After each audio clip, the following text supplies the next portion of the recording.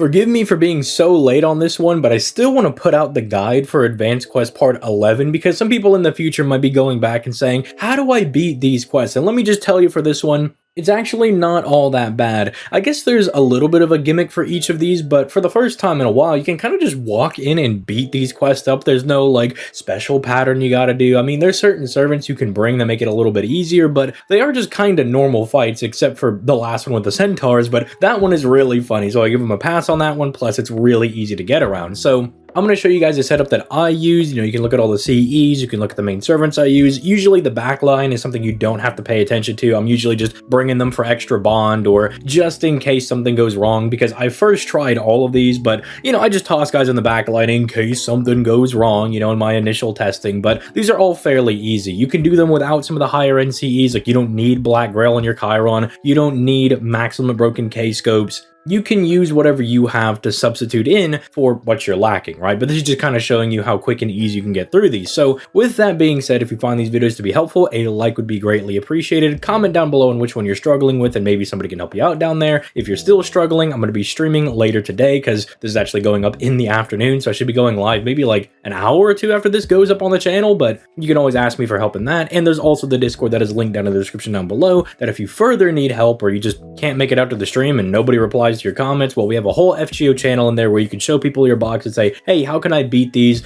with really no huss, no fuss? With all that being said, let's just start getting right into this, starting off with the Fergus one. Now, Fergus is a little interesting because you would assume this guy would be really tanky and bulky, and he kind of is. So the first break bar is essentially free. You can run in there and just burst them down with whoever you've got. I chose to use Chiron because I find that I don't get to use him as often as I would like. Chiron also has the ability to remove defensive buffs, so if Fergus gives himself the dodge, Chiron is able to get around that, but most importantly, Fergus is Earth attribute, and he has power mod against Earth attribute people. So even when we get to the very end of this fight, you can see that without all the buffs, thankfully he does have Black Grail, but even after all the buffs wear off, because Fergus is a little bit stally, you are going to be there for a couple of turns, he's still able to do enough damage to finish him off. I think he almost does exactly enough of his full HP bar, which is really funny. But essentially, you can run in there, you can blow back his first bar, and then he's going to give himself 7 hits of 1,000,000 damage cut, essentially saying you're going to have to do 7 free hits on him. So you can do the math on that however you like. At the minimum, it's going to take you at least 3 turns to get that with 3 attacks per turn. But if you do get lucky with a Servant Brave Chain, that's 4 attacks as the extra attack coming in clutch once again, counts as a 4th attack against that invincibility. And then you can just blow him up immediately after that. He will on break fire an AoE NP that pierces invincibility. So if you have Castoria, having her Solemn Defense prepared, which is why I gave her the starting charge CE to ensure that we would be able to live that NP hit, is very, very nice. But what you can also do is you can have your front line take charge in downing his first bar, and then just let them go down and let some servants in your back line then come in and finish off the job. Just make sure you have some kind of healing or survivability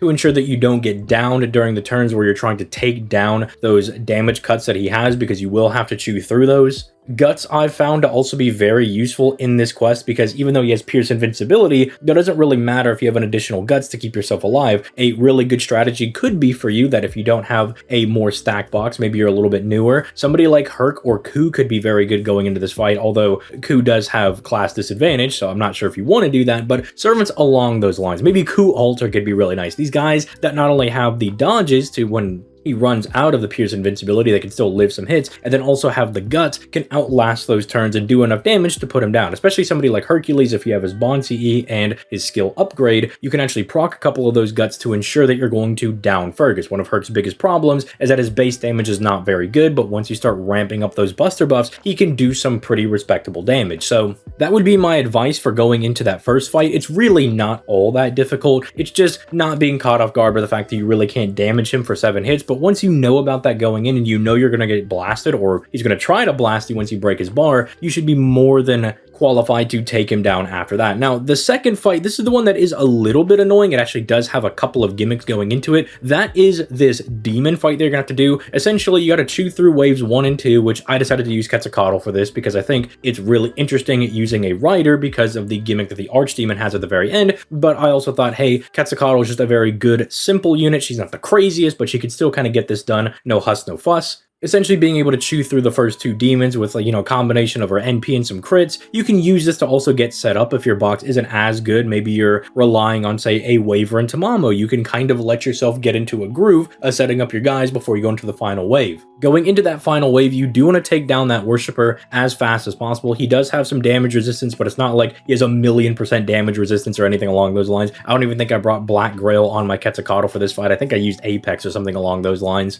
But if you do not take down the Worshipper, the Archdemon will, make good on the contract he made with him, and he'll absorb him and get a whole bunch of buffs, and then the fight just becomes really annoying. The Archdemon can change its class from being a caster to an assassin, or it has like offensive and defensive assassin properties while still being a caster. That might be relevant if you're using a character that, I don't know, is maybe anti-caster or something along those lines. I believe you have the Origin Bullet CE that could be relevant for you. You could slap that on somebody else. You can put it on a Berserker and an Alter Ego if you really don't feel like dealing with the whole class changing thing. I think they could be really good. Like a Melt Lilith with that could be pretty good. Just keeping stuff like that in mind. But aside from that, it is just a little bit of a slog because he can be a little bulky if you are going into the fight. You're using a Rider, you were expecting a caster, then guy's actually turning into an assassin for a little bit. Can be a little bit annoying, can catch you off guard. But again, going into these fights, having it explained instead of having to read the wiki page and then try to figure out how it works might make this a little bit easier for you. But essentially just bring a servant and bring some guys around that can kind of keep them sustained. Merlin's very good for this. Proto Merlin is very strong for this. Zhufu is very good for this as well. Asclepius, if you have him, is also very, very strong going into this. Just your characters that can kind of help you survive a little bit because you're going to be in there for a couple of turns. You can also see that my Quetzalcoatl gets very lucky in this fight. She has her guts procced and then he attacks 2 times after that, decides to target Merlin, so we're able to get through that pretty easily. But I did also have Maid Alter in the back because I was trying to bond her up a little bit, but I have no doubt that she'd be able to finish it out. And that's kind of what I mean. These fights might have a little bit of a gimmick and might be a little bit difficult, but they're nothing you can't do, especially if you're planning on using 2 different sets of servants, letting your front line maybe take care of waves 1 and 2, chewing as much as they can in wave 3, and then your backline coming in and finishing off the job. It is really not all that difficult. And then finally, we have the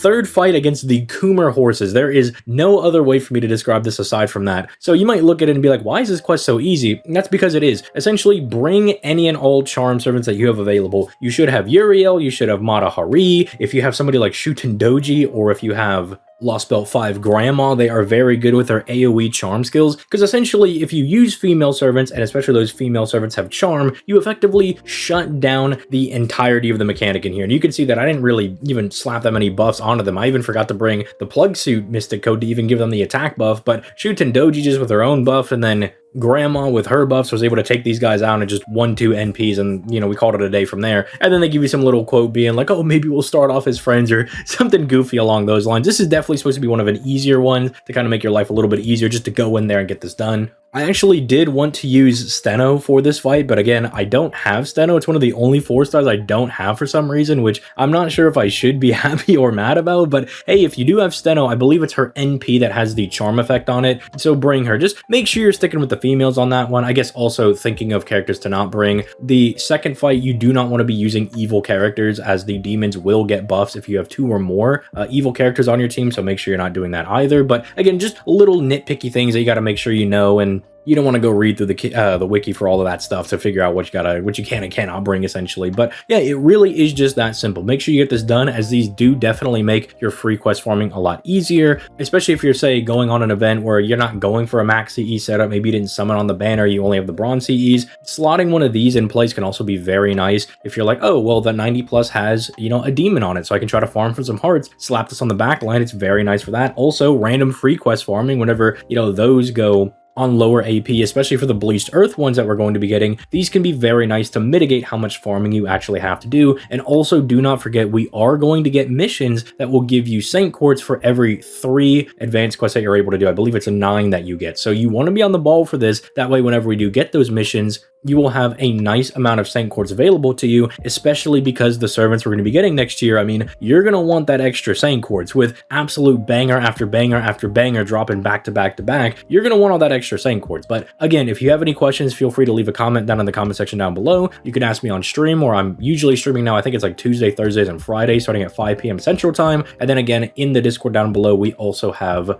Well, I think I said in the Discord, but in the description down below, we have the Discord where you can also come and ask people about, hey, like, I have this box, is this doable, or how should I go about doing this? By all means, feel free to join that and get the help that you need, because at the end of the day, we're all playing the same game. I want everybody to be prospering, getting their sane quartz, and just having an easier time farming. But with that being said, if you found the video to be helpful, I would appreciate a like on the video and maybe a little bit of a subscription to the channel, as it is free and helps me out more than you know. And if you found it super helpful and you want to go that extra mile, I do have a Patreon down in the description down below, but I'm still working on how I want to do the lore videos for them. They will get access to the lore videos first, and then I'll probably upload them on the channel later. You also get little special roles in the Discord, and a little exclusive chat, all that good stuff, you know.